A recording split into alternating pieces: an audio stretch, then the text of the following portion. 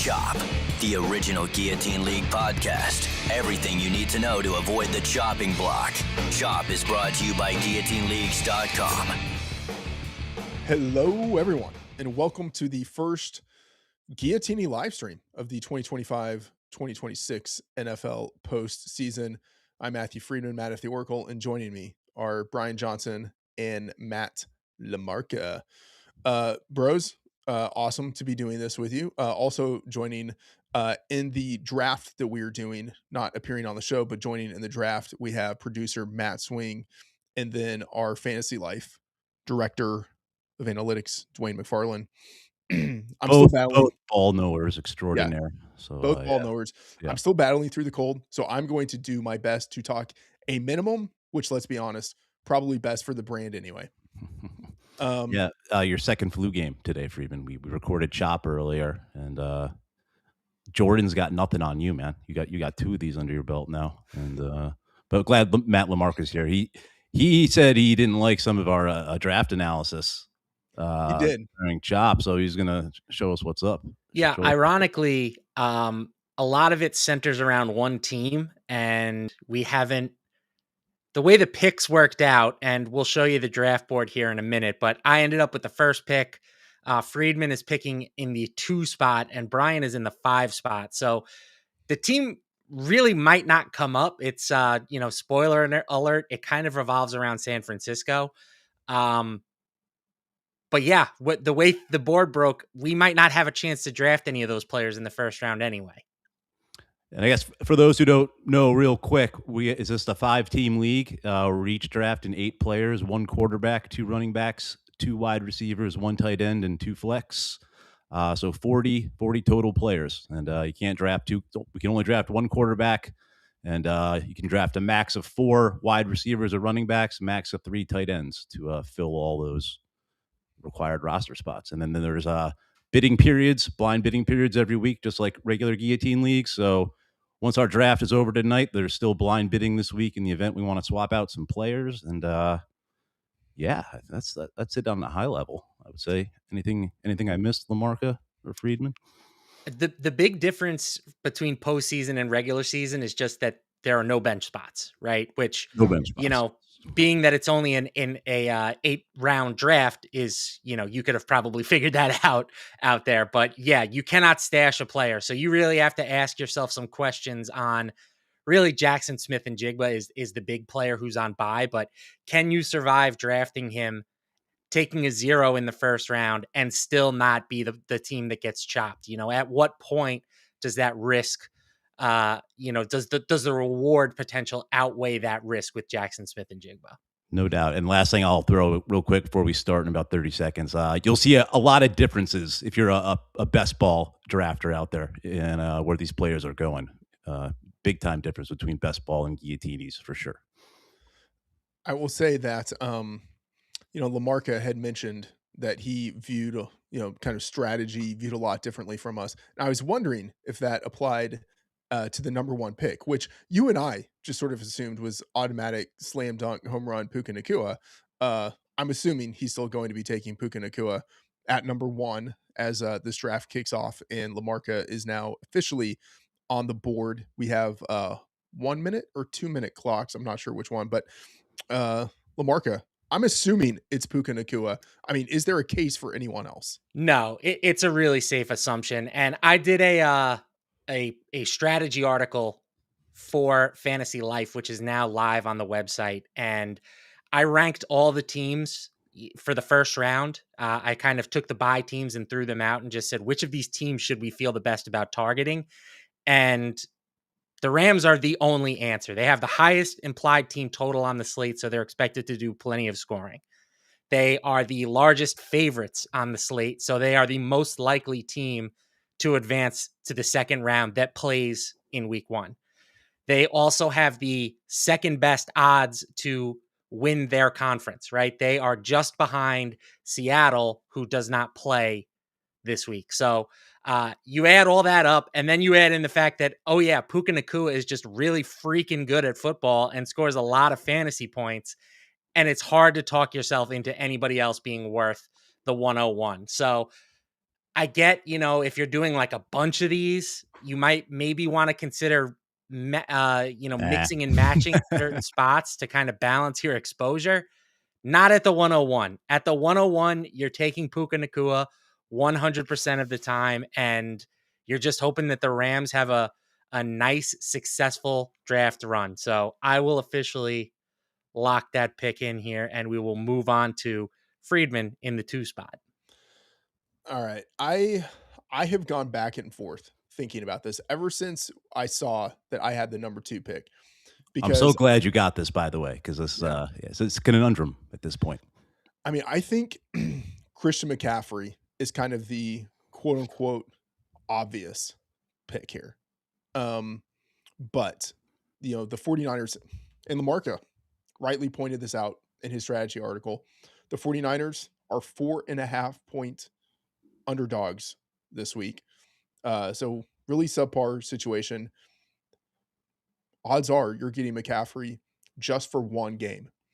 And, at the same time, it's, obviously important to advance. He gives you a really high floor in round 1. And I do think there's the upside of the 49ers making a little more of a run than people expect. But man, I kind of don't like the idea of knowing I'm going to take, a player who is likely to give me just one game at the number 2 overall pick. And then there's the stuff on top of that to where if I'm thinking or hoping that I take Christian McCaffrey number 2 and he goes all the way to the Super Bowl, I might as well apply that same logic to George Kittle. You know what I mean? Who I think gives a much bigger edge at tight end than Christian McCaffrey does. So just for the sake of kind of experimenting a little bit, I kind of regret it already, but I'm going with Kittle at number 2 just to kind of see how that works out.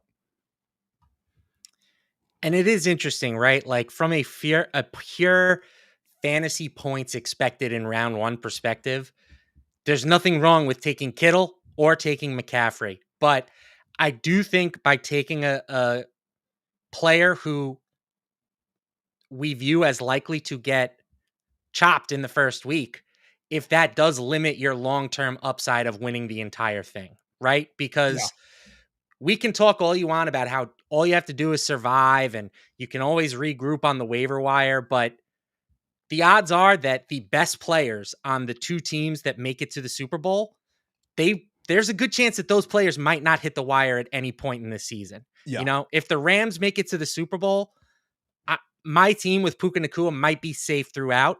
And then if I'm facing you, Friedman, in the championship, you don't have a 49er anymore, right? Yeah. Like you do not have your first round pick against, the 30 to 40 point upside potential of Puka Nacua. So it's just a little bit of an interesting wrinkle. And I'm with you. It pushes guys like Saquon Barkley and maybe even James Cook ahead of the 49ers duo in my eyes. Mm-hmm. And speaking of the 49ers duo, it looks like producer Matt Swing has taken Christian McCaffrey, and then Dwayne followed that up with James Cook. So we are now over to Brian at the number 5 spot. Ooh, bang picks there. I can't argue the Kittle pick too much at all. Just such a huge delta between he and the rest of the tight ends. Yeah, he could lose this week, but again, that's the beauty of Guilloteenies here. Like you're not locked in to Kittle you're not getting a goose egg the rest of the way. He can be replaced. I'm kind of shocked. My guys available here. We did sort of a mini mock, Friedman and I earlier. We alluded to earlier in this stream, and I had the second overall pick. Puka Nacua went first in that one, of course. But in that draft, I went with the guy I'm going to take here, and it's Saquon Barkley, and that sentiment has really shifted over the last 2 weeks. Really, when we were forecasting these a week or two ago, it was like whoever loses between the 49ers and Seahawks, like it's going to be JSN or CMC or Kittle in the 2 spot. But the tiebreaker for me between Barkley and CMC or Kittle for the second spot even though I said it's not that important that your team advances, it certainly is preferable. And I like the Eagles more in that game. So I took Barkley second overall in that draft. So I'm certainly going to smash Barkley here with the last pick in the first. Yeah, feeling good about that one. You guys want to roast or toast me on that one while I contemplate number 2 here? Because there's a lot on the board. Yeah, I mean, I think it's a totally justifiable pick. And, I know by the standards he set last year, Saquon had a down season this year, but then you just look at it in a vacuum and it's 1,400 yards, 9 touchdowns. He's on a team that has a good chance of making it to the Super Bowl. I think it's pretty hard to hate that pick. If I were at 5, that's the pick I would have made.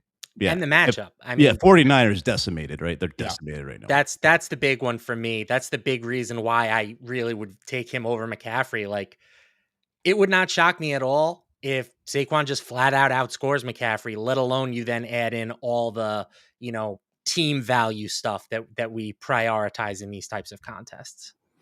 Right on. All right. So I got a minute to go. I won't take the whole time. We'll probably get into this deeper as the draft goes on, but Friedman and I really value tight ends and running backs over the other 2 positions in these wildcard week drafts. So I'm definitely looking running back here.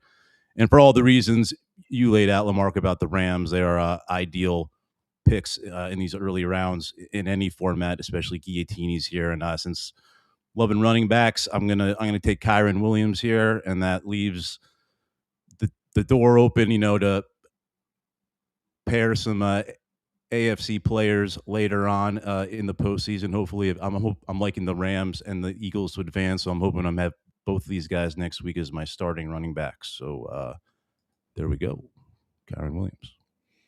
Yeah, I mean, I think it's great to be able to pair the 2 running backs at the start of the draft, and it just, I think, frees you up to be able to attack the other positions. We talked about it on the Chop show. I mean, I think the running back position tightens up a lot, as we progress through the tournament. So in round 1, or week 1 rather, wild card weekend, it's not all that hard to field a serviceable running back room. By the time you get to the Super Bowl, it's really hard. And I think the biggest edge you have in the Super Bowl is if you have both starting running backs entering the Super Bowl. If that happens, I mean, I'm not saying your opponent is drawing dead, but your opponent is at a supreme disadvantage. So, being able to start running backs early on, I think is a good move. Yeah, having both starting running backs in the Super Bowl, yeah, you are heavy favorite there at that point. But it's certainly possible to get that done. All right, not my 2 starters though, but we'll get there at some point. Yeah. So after Kyren, we had Devontae Adams go off the board to Matt Swing. We had AJ Brown go off the board to Dwayne, and then we had Devontae Adams go off the board to Dwayne. You don't see Brown going before. That's a shocker to me. I would Adams after Brown. Maybe a little worried about the injury, which is fair. I don't know. So here we are. I have Kittle, and I feel now I need to address the running back position. I think it's a little bit of a toss-up between Jacobs, Etienne, and Henderson in this range.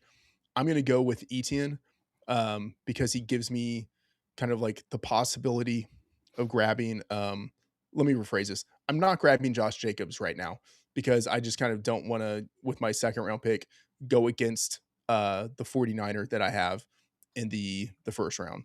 And I just kind of like Travis Etienne right now. So grabbing Etienne and then hoping I have the possibility. Well, Friedman, I don't want to let the flu get you. The 49ers don't play the Packers, but I think Etienne was still the I mean, later down the road. Oh, okay, gotcha. My bad. So grab Etienne now and then hope I can get a running back on the way back in the third round. Gotcha. Well, that kind of takes the wind out of my sails a little bit. I really wanted Travis Etienne. I probably would have double dipped with him and Travion Henderson at the running back position because I do agree with that point that you guys have made during the Chop podcast. And you should check that out if you have not already. But I think the running back position really dries up faster than just about any other in this format. So I am going to lock in Travion with one of my 2 picks here. And then the question becomes, do I want to reach for a second running back who I am not as excited about drafting? Josh Jacobs, underdog this week. There's a lot of questions about the Packers in general, mostly on defense, but there are some questions with the offense as well. Amari and Hampton, the Chargers, they're underdogs this week. I could go with someone like DeAndre Swift, but that feels like a reach over some of these available wide receivers. So I think ultimately what I'm going to do is I am going to take Travion Henderson, and then I am going to pivot over to receiver, and I am going to take Nico Collins, who I think is a candidate to be, the number 1 wide receiver overall this week, honestly, against this Steelers defense that has allowed the 3rd most fantasy points per game to opposing receivers. So I expect the Texans to win. Now, granted, never count out Mike Tomlin, especially as an underdog, especially as a home underdog. Like, Tomlin will have his team ready to play, and it should surprise no one if TJ Watt comes up with like a huge strip sack fumble for a touchdown, or just something weird happens, right? I mean, there's a reason why the priests were blessed in the end zones, and it's because Mike Tomlin knows what it takes to win football games. So it wouldn't like shock me by any stretch of the imagination if the Steelers managed to beat the Texans. But I do think that the Texans are the better team. I think that their offense has looked better down the stretch, maybe not the last few weeks, but I do think they were scoreboard watching last week. I'm not sure entirely how focused they were on taking care of business. So I think Nico Collins for this week in particular against a weak Steelers defense, he's going to raise the floor of my team. And now I'm behind the 8 ball a little bit at the running back position. I've only got one through the first 3 picks. That feels like it could come back to bite me, but I'm going best player available on my board, and that is Nico Collins. All right. I like it. I think getting Collins with the first pick in the 3rd round is good. I wouldn't say it's like arbitrage value compared to AJ Brown at the 2-2 or Devontae Adams at the 2-3, but I feel like he's in that tier with those players. So to get him a few picks later, I think is good value here. So now I have a feeling I know what's going to happen here. Yeah, so I think now the question is Josh Jacobs or DeAndre Swift. I'm not going to overthink it too much. I do like Josh Jacobs. He had essentially a bye last week with not playing. When he's, totally right, he is not like a full-blown workhorse, but he does have enough of a strong workload in a top 8 offense. It's just a question of whether he's right. But yeah, Josh Jacobs. I was wrong. I thought I knew what was coming. What It's an did you interesting pick. Can't Can't say I love it, but I also don't hate it. Like if the Packers offense got healthier with their 1 week off, certainly they can take advantage of a Bears defense that has kind of struggled for most of the year. So, interesting that it's a divisional matchup, right? I did look this up. I was wondering if when teams meet for a 3rd time during the playoffs, whether or not those games have a tendency to go under. And they did. Yeah. But only by a very slight margin. The under in divisional playoff games since 2005 is 16, 14, and 1. So there's no reason why a 3rd matchup between 2 teams, even though they're very familiar with each other, there's no reason it can't go over. But, we'll see what the weather looks like in Chicago on over the weekend. That could be another mitigating factor for the offense. All So right. I think- No shock swing took DeAndre Swift, big Bears fan. For those who don't know, Matt Swing. There goes Josh Allen. Yeah. Josh Allen going to Dwayne. So Dwayne at 104 took James Cook, and then now he pairs him with Josh Allen. I really like that. I like that move quite a bit. If I had been picking later, if I had the 1-4, the 1-5, that for me might have been the approach. All right, boys, I'm psyched for two reasons. I'm going to get my guy. Said I thought with the 5th pick, I wouldn't get him in the 3rd round because I'd have the last pick in the 3rd round. But I'm excited because I got a prop ready for this one. My mom gave me this for Christmas. So Hold on, I got to get a close up on this prop. I'm gonna eat the bagel. I'm gonna eat the 0. This thing's heavy, actually. It's like weighted. I'm eating the 0. Taking JSN. I don't have to come in first. Can't come in last. If he ain't last, this is like honestly like a 10-pound. I gotta take it off. But I love my start with Barkley and Williams, wide receiver. Overall the weakest. So if I'm going to take the 0, I'll take it there. Certainly can't take it at quarterback. I suppose you could take it at tight end, but JSN, the juice should be worth the squeeze here. I think Barkley and Williams hopefully established enough of a foundation for me to not come in last this week. So if I can advance and I have JSN in tow with Barkley and Williams, I'm feeling really good moving forward. And if I don't advance, I'll just head to the Guillotine Leagues lobby because there will be new contests spun up next week starting in the divisional round. So JSN, I'm eating the bagel. Now I need to score some points, though. Let's see. Looking at wide receiver, it's getting thin quick. I'm not going to go Devontae Smith. I don't mind having 2 players from the same team, but I'll try to avoid that if possible in this format in the 1st round.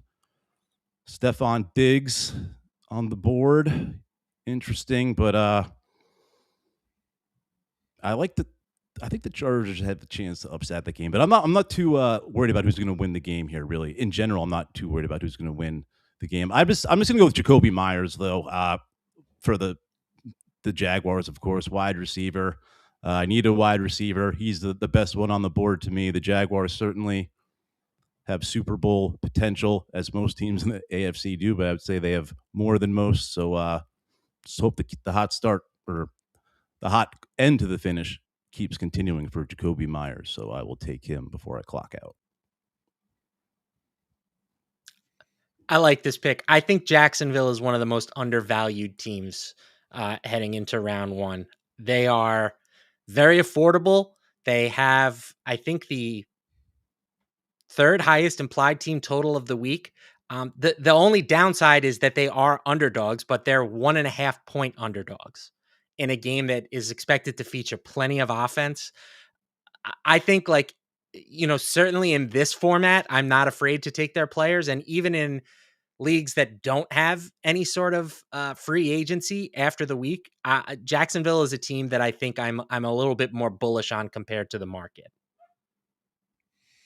Yeah, I would have been very happy if Jacoby Myers had fallen a little bit, and I would have been able to get him in a couple more picks to pair with Travis Etienne, and then also just to kick off my wide receiver room. So yeah, no complaints at all about that pick.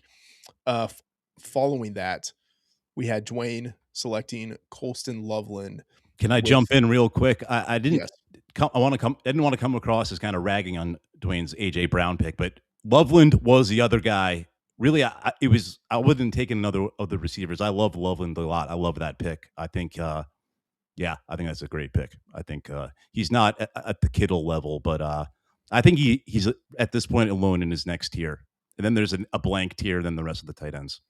Yeah, I mean, there's certainly the possibility that he gives Kittle-like production in the postseason. And if that happens, getting him in the 4th round is an absolute smash. So after Dwayne took Colston Loveland in the 4th round, we have Omarion Hampton going off the board to producer Matt Swing. Guys, how are you approaching Omarion Hampton? Because I think he's a pretty big question mark here. He is, but you'll be able to swap him out if need be via free agency on Sunday. But yeah, I think it's worth the risk here on a Tuesday night that he plays. I think he will, but That's all I really have. I think it's worth the swing here. I think the more interesting question is, are we drafting Kamani Vidal? Like you can get him In pretty the late last in this round. thing. Yeah. He could have some standalone value, and then he becomes a rocket ship potentially if Hampton ultimately gets ruled out. If you really want to spite Friedman, that's what you can do with your last pick, because then you're going to take his out away in free agency on Sunday. So Vidal intrigues me much more than Hampton, to be 100% honest with you, just from like a game theory strategy standpoint. I agree with that. All right, so I'm on the clock. I need a wide receiver. I'm going to grab Christian Watson to pair with Josh Jacobs.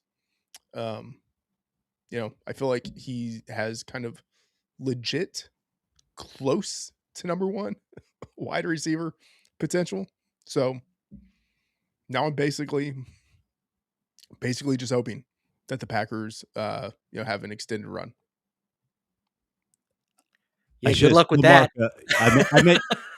I meant you would stick it to swing if you drafted Vidal. I misspoke there. Friedman did not select Hampton, of course. My bad. So this is the downside of drafting two receivers with your first three picks. The remaining running backs are pretty uninspiring. I do want to grab one, so I'm not completely shut out of the position by the time it gets back to me on the turn. And I do think that there's a clear-cut guy here. Kenneth Walker, no thank you. The only buy player that I'm really considering is Jackson Smith-Njigba. I do think Brian took him a little bit too early for my taste, but to each their own. I'm not taking RJ Harvey for the same reason. Woody Marks, I'm just not sold on him for some reason. Maybe one of you guys can sell me on Woody Marks a little bit more, but especially since I already have Nico Collins, I don't want to put all my eggs in the Texans basket. For me, the guy that really stands out here, and I did write about him as a sleeper in my Guillotine preview, is going to be Kenneth Gainwell. I just really love the PPR upside that he brings to the table. I'm only expecting to get 1 week out of him, but hopefully that's all I need. One of the areas where you guys and I have kind of disagreed just from when I've been producing the shows is your talk about fab. I am going to look to be aggressive after the first week in these leagues. Obviously it matters how many of your players get chopped, but in terms of the talent infusion, there's not going to be another week in this playoffs where you get the same type of bump that you will get following the wild card round. Not only are we getting the team in that has had its players chopped, but we are also adding in the two teams that were on bye and for the most part have largely gone untouched. I think looking to add RJ Harvey to this team in particular, this one that I'm drafting where I only really have one running back that I feel comfortable about, that is a move that I would be pretty aggressively looking to make. And again, I just don't know if the fab is going to have the same amount of value. Part of the reason why it is so valuable to have fab in season-long leagues is because each week the waiver wire is getting just deeper and deeper and more talented and chock full of all these stud players. The opposite is going to happen in these leagues where the player pool is just going to continue to get narrower and narrower and narrower. And, do you really want to save all your money to buy the number 4 receiver on whatever team makes the Super Bowl? Like, I would rather personally go after RJ Harvey. So I'm going to be aggressive with my cash. And now I have 10 seconds to pick a receiver, and I am going to take Stephon Diggs. So I am now committed to the Patriots. I have Diggs and Henderson. Wicked Pissa. I'm okay with it. I'm okay with it. I like New England. I think they beat the Chargers. They are the number 1 offense in terms of EPA per play this season. Yes, it was against a cupcake schedule, but I'll take my chances with them. All right, so good stuff there from LaMarca. I am on the clock and still looking at the wide receiver position here. I think Devontae Smith is the guy who offers the most kind of pure value at the position. I do kind of hate the idea of drafting him and knowing either him or Kittle is going to be gone from my team. But I think he probably provides more upside than Jawan Jennings at this point, who would, maybe be one of the other wide receivers I would consider. I don't want to go Luther Burden because it's a similar thing. Burden or Christian Watson would get chopped. So probably Devontae Smith. That's who I'm picking. It does feel like there is a little bit of a tier break at receiver there. Now, Grant, like Smith for the Eagles is far from a sure thing. What have we seen now? 2 games that the Eagles have won this year where they didn't complete a pass in the second half. I'm going to go out on a limb and say that they will probably need to complete a pass to win a playoff game this week. Hot take. I think that's accurate. I would bet on that. Yeah. Oh, swing snipes my guy, Parker Washington. Yeah. I thought for sure I was going to be able to get him a little bit later than 5.3, but it is hard to argue with what that guy has done recently.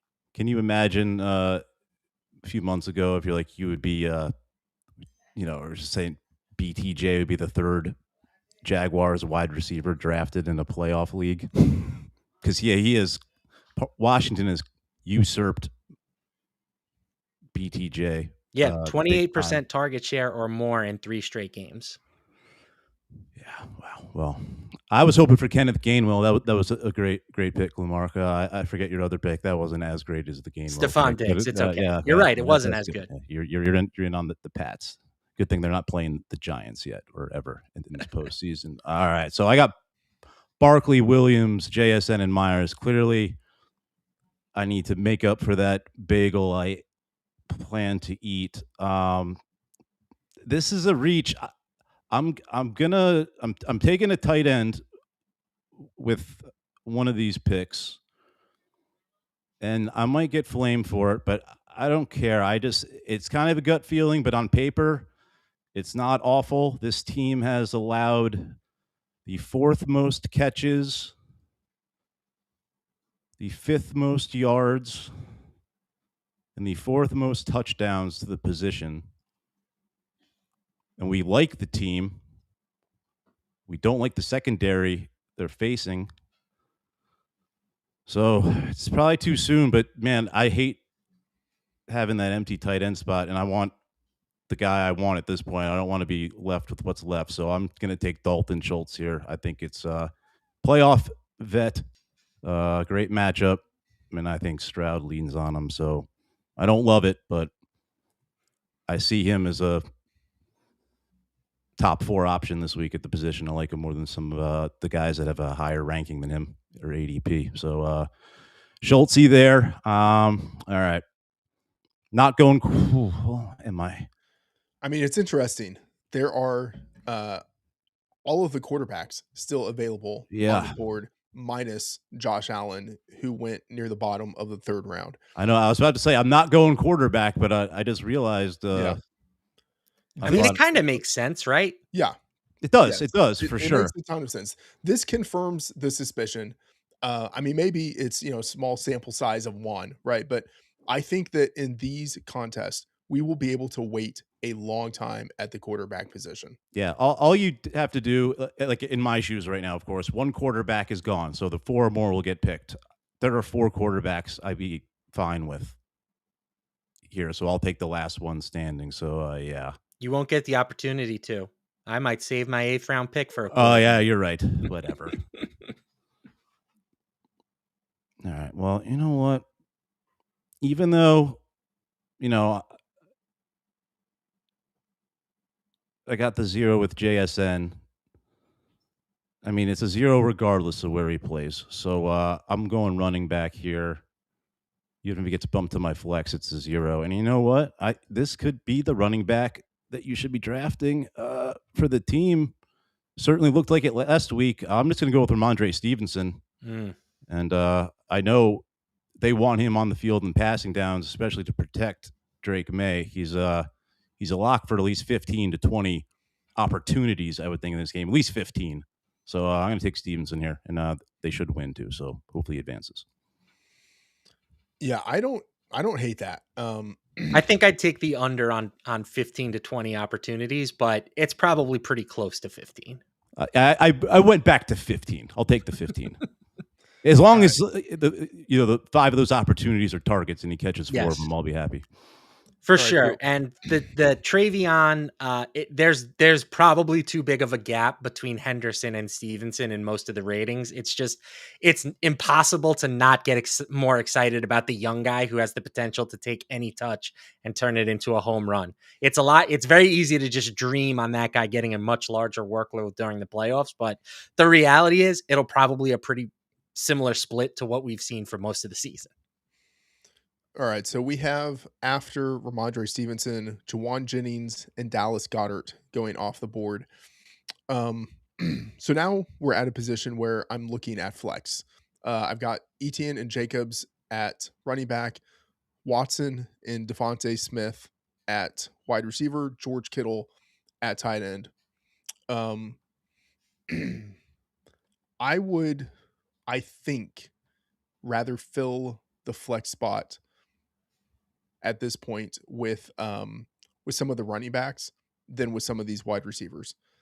And I look at Jalen Warren, and I think he's perfectly serviceable as an option here. I do agree that he should go after Kenneth Gainwell because of the format. Gainwell with more of the receiving capability, but Jalen Warren's still a very good player on his own right. Yeah, he's going to be the guy that I end up taking for my first flex spot here in the 6th round.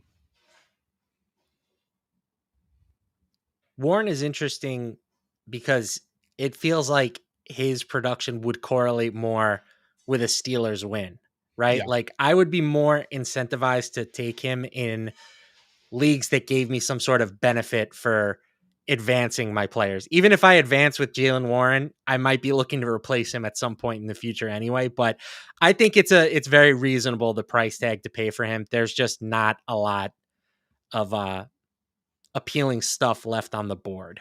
That Texans secondary is so good, though, that Warren and Gainwell could be the top 2 leading receivers for the Steelers in that game. Yeah. You never know. Very possible. So that leaves me in a similar position. I have one flex spot left to fill. I have a quarterback spot, and I have my tight end spot. And I think, as I alluded to, I am probably going to be saving the quarterback spot for the very end because there are a handful of guys that I would still feel comfortable starting. So I'm going to be looking for a flex and a tight end. And I'm going to start with tight end because I know who I want at that position. It's Dalton Kincaid. I think once you get past the George Kittle tier, I don't necessarily disagree on Colston Loveland having the second best ceiling at the position, but I think I would have Kincaid third. Before he got hurt, he wasn't an every snap player for the Bills, but he was on the field, enough to get targeted on roughly 20%. For overall, 24% was his targets per route run before he got hurt. So I think he's their most talented pass catcher. It would not shock me if he takes on a slightly larger role during the postseason. And even if he doesn't, we've seen what he can do with a part-time role anyways. Like I would just much rather have his upside than, Hunter Henry or Pat Fryermuth, who seem much more capped to me. So then the question becomes, who do I take at flex to round things out? And I do agree with Friedman's assertion that the receiver position just looks much better than the running back position at this point. This is why we kind of talked about why you should be hammering running backs early in these drafts. So for me personally, Luther Burden is interesting, but the fact that Roma Dunze might return for the playoffs just scares me off a little bit. Khalil Shakir, definitely not looking to pair him with Dalton Kincaid. Ladd McConkey has been just an absolute nightmare down the stretch. I am going to kind of go similarly to how I did with Nico Collins. This is just a one-off. I'm taking Teteroa McMillan. I don't expect, or excuse me, with Kenneth Gainwell, I don't expect McMillan to give me more than 1 week. I think there's a very good chance that he is going home after his first game. But for what it's worth, the Panthers have beat the Rams once this season, and they scored some points in the process. So I think just in terms of talent, McMillan is the best guy left. I will roll the dice with him. I certainly would have taken T-Mac if he had fallen to me. You should have at this point in the draft, and really, again, like you should care, but it's not as big a deal as in other formats that if the team is going to lose, but especially late, you're like, who's going to score the most points? And yeah, T-Mac, the Rams have given up the 10th most yards to wide receivers, and the Panthers likely will be in pass mode pretty early. So I like that pick a lot. I was sniped, even though I'm a 4 picks on the out. opposite end of the board. Still, it's a small board. So yes. Anyway, I will say I was the one. Not you. I was the one who. You were sniped. Okay, yeah. good. No, I think good probability. I would have taken McMillan there for all of the reasons that LaMarca outlined in terms of the potential edge that he has relative to some of the other wide receivers under consideration. I can't take DK Metcalf. I can't in good conscience take DK Metcalf, but I mean you could. It's not like it's against the law. I can't, but I am somewhat tempted in that I don't know. I do think the Texans are a little bit fraudulent, but still really tough defensive matchup. Luther Burden. I think he's the one that I will ultimately go with here. And I'm thinking of him really just as a 1 week guy, but I don't really have much ultimate faith in him because of the Roma Dunze return. But I do think that he is the best wide receiver on that team.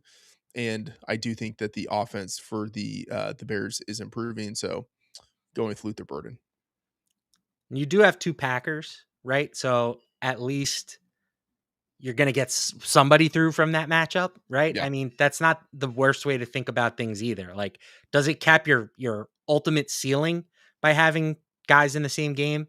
Maybe, but it certainly also improves your floor in terms of getting more players through to the next round. Mm-hmm. Yeah.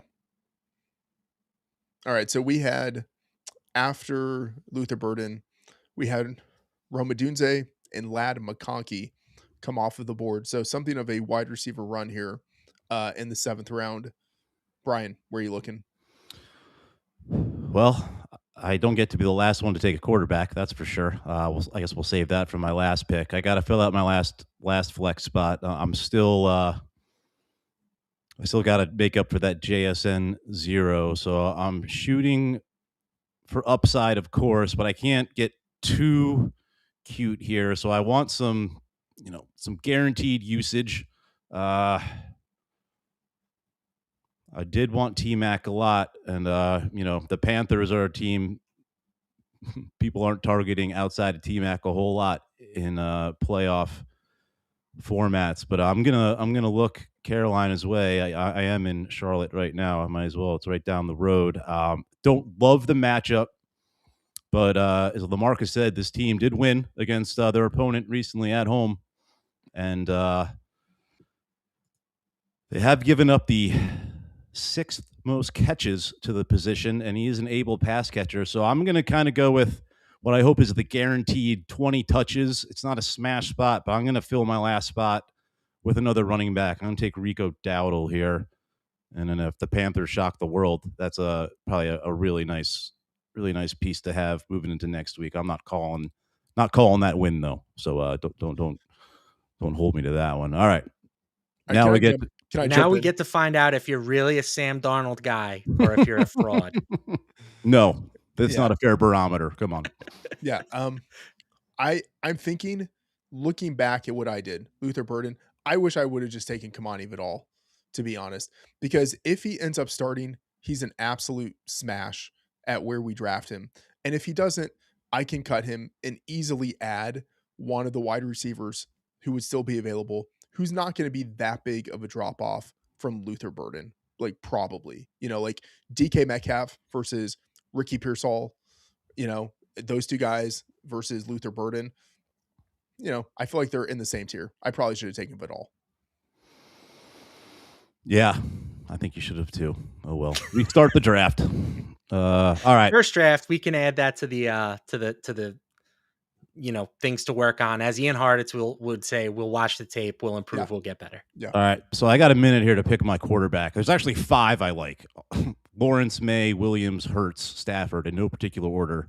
I'm going to eliminate Stafford because I need some rushing upside with the JSN 0, and I got Kyron Williams too. Yes, he catches passes, but I'd rather pair Stafford with Puka or Adams, so he's out.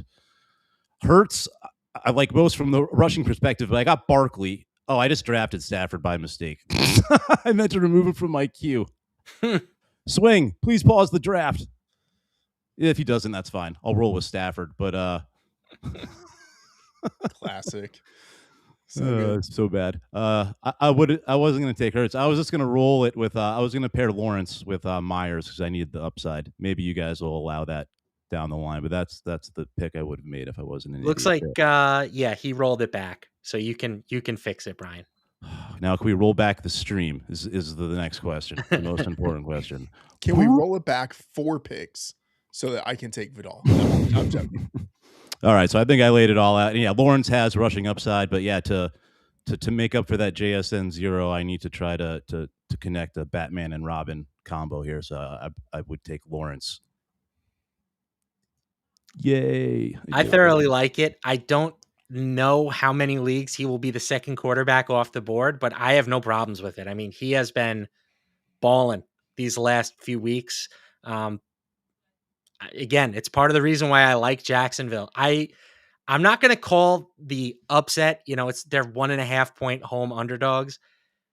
I like them to beat Buffalo this week. I really do. I know that Josh Allen has the playoff pedigree, or at least he has the experience. He doesn't necessarily have the pedigree, but I just think this Jacksonville team is better. And part of that is that their offense is starting to play just as good as their defense has for most of the season. Yeah. So if Trevor Lawrence had fallen to me in a few picks, I definitely would not have been disappointed in that outcome. So after Lawrence goes off the board, Blake Corum goes off the board to Dwayne, and we have producer Matt Swing on the board right now. All right, LaMarca, you're just a few picks away. What are you thinking right here? Well, I'm thinking I'm going to take a quarterback. Do you have any preference at all? There goes Drake May. He was kind of the guy that I liked the most, especially with my team construction, having Henderson and Stephon Diggs. I thought he would have been a nice guy to sort of fit that mold. Yeah. Now it's either going to be Jalen Hurts or Matthew Stafford for me. If you leave me with with just one of them, you make the decision for me. If not, then I'll have to make it for myself. Yeah, so for me, it's between Brock Purdy and Jalen Hurts. Purdy goes with George Kittle. Hurts goes with Devontae Smith. I think those are the options. I mean, I don't want to dip down to Caleb Williams. But out of Purdy or Hurts, where would you guys go? I would take Jalen Hurts. Yeah, I'm pulling your team up here. So if you're going to pair them, it's Etienne and Josh Jacobs, Christian Watson. I'm looking at it now. Sorry. I think you got to go Hurts. Just the rushing. Yeah. I'm kind of, I don't want to, you're not considering him. You're not considering Caleb Williams at all? Not really. I think it's Purdy or Hurts for me. I would go. Yeah, I think Caleb's worthy of the discussion, just the rushing discussion. But yeah, I wouldn't fault you for putting him third in that crew. Can't believe Stafford has fallen. Yeah, I will go. I will go with Hurts, although I'm interested in Purdy, and the thesis of George Kittle I feel like ties in really nicely with Purdy.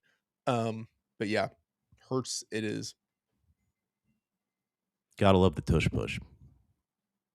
All right, and that leaves me. I said I would take either Hurts or Stafford, and I'm a man of my word. I am not afraid to stack my top pick here with Matthew Stafford, That's a who gift. This is a just gift. turned in I don't want to say a historic season, but he was just this will be in trivia this week, which, by the way, we have some trivia coming to the Fantasy Life newsletter. So if you like trivia, you should check this out. But he's now just the 5th quarterback to go 40 plus touchdown passes with less than 10 interceptions in a season. Mm-hmm. Yeah, and his schedule was no joke either. Obviously, the best division in football, and outside the division, he had a brutal schedule, and he should win MVP. I agree. Even if it's Not great. close between him and May, I know the advanced metrics point towards May. How can you not just give Matthew Stafford a lifetime achievement MVP at this point? I mean, come on. The It's guy's fair. earned it. I mean, I can see it. All right. So good draft. We're going to be doing the Guillotine live streams every day for the rest of the week. So same time on Wednesday and Thursday. On Friday, we're going to be doing it earlier in the day. So be sure to keep an eye out for that. And yeah, be sure to check out all the Guillotine content we have on the site. I do, before we yeah. wrap, Friedman, we have 2 questions from the chat that I just want to touch on very briefly. We've kind of already talked about it. One is about spending free agency, and that essentially last year it seemed that the best way to do it was to spend in the first 2 weeks. Again, it's not like I haven't run this data, but that just makes empirical sense to me. Yeah. Right. The players that you're going to be getting after the first 2 weeks are better than the players that you are going to be getting in the second 2 weeks. So it just, I think there's obviously a degree of luck involved. You're going to need those players to go on deep runs. But if you can get, an RJ Harvey or somebody like that who can play multiple games for you, that to me makes the most sense. I mean, you guys, I know when you did your show, you were talking about saving money. Have I changed your opinions at all on this? Yeah, you have. You certainly have. Right. It's anecdotal, of course, right? Like depending what your roster looks like. Like I said on the show I had a team last year where I survived the first week, and I'm pretty sure my entire roster was chopped because every player was on a losing team. But yeah, in a vacuum, you are correct for sure. I've said, and you don't have to come in first next week. It's still come in last, or avoid last place. But I would say I will spend a little more next week, thanks to your knowledge, Lamarca. You are right. Yeah, I agree with that. And then the other question after JSN, are there any other Seahawks or Broncos you guys would target, knowing that you'll get a 0? I think we have all kind of said the answer is no, unfortunately. Yeah, you can't make a case for Walker really, because you could make the same case for Charbonnet. If there was going to be a second one, it would be Harvey for me. Yeah. I would maybe consider Harvey in the 8th round, but even then, probably not. I would just rather bid on him the next week. Yep. Agreed. And if you don't take JSN and or if you do take JSN, you are praying someone takes RJ Harvey, right? Because then it's like you've got another team that you're fighting with for that's going to have to try and overcome a 0 in your lineup. I think that the more value is just, I'm really not even that interested in JSN, to be honest. He would have to go after ADP for me to seriously consider him. I just want to try and get out of the first round with as many players as possible. That's really kind of the strategy that I'm employing here. Yeah, JSN seemed right in the 3rd earlier today, but after doing a live draft, I think it's 3rd is maybe a round too soon. But you really, again, with 5 teams, you need the one guy that's going off this weekend, right? And he's probably going to carry you through to the next round. So yeah, and it's probably like Jaden Higgins or Adam Thielen. It's going to be someone like that. It always is, but whatever. All right, so that's going to do it for the live stream. For Brian, for Lamarca, I'm Matthew Freeman, and we will see you tomorrow for the next Guillotine live stream.